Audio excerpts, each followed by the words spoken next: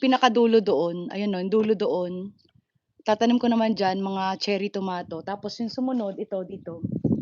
Ito dito mga cherry tomatoes, yung mga 6 ang may patatanim natin diyan, yung part na 'yan sa dulo. 'Yan, mga 6.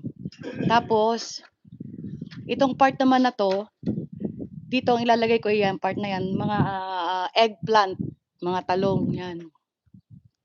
Ito naman dito, itong part na 'to is mga sili, mga yung long, green long chili, chili green long. 'Yun, 'yun ang tatanim natin dito. Tapos yung red bell yung ano, yung siling labuyo naman. Tapos yung part na yun dun, meron dito 'di ba nag-ano ako ng parang inumbukan ko yung maiksi diyan. Tataniman ko 'yan ng cucumber. Ngayon, siguro mga 2 piraso or isa lang. Tapos yung okra dito ko banda ilalagay. Itong part naman na 'to, ito.